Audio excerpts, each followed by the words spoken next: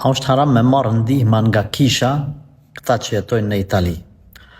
Lësë Allah në gjellë që gjithë se cilin të mbajt pasur, mës me pas nevoj as me marrë ndihmë prej kishës, as mës me marrë ndihmë prej xhamis. Por, Allah me pasuru me mirësit e tia.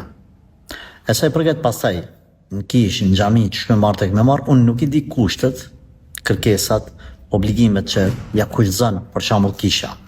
Prandaj nuk jap përgjigje të caktuar as definitive. Na themi se njeri në nevojë merr ndihmë ban me marrë prej çdo kujt, përderisa nuk i cënohet feja ati, nuk i cënohet morali i tij, nuk i cënohen disa të drejta që Allahu xhaleshani ka lënë pikat kuqe.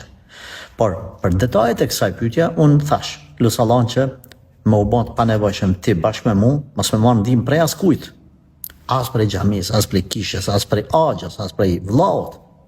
Por në rastet caktuara, juve që jetoni atje në Itali, është mirë më këty të hoxhallarët që jetojnë atje, edhe me i pa çfarë kushte ka, apo çet kisha, nëse janë kushte që s'është problem, hajr inshallah, nëse është kushte që është problem, janë hoxhallarë që japin fetva atje. Prandaj unë jap përparësi se cili qytet më i pyet për problemet e shtetit në fjalë, më i pyet hoxhallarët e atij veni.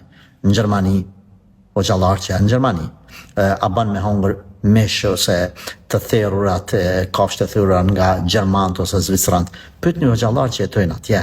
Nga se këto detaje i din banorët atij veni më mirë se sa unë që jetoj këtu në Kosovë. Allahu i ruajt.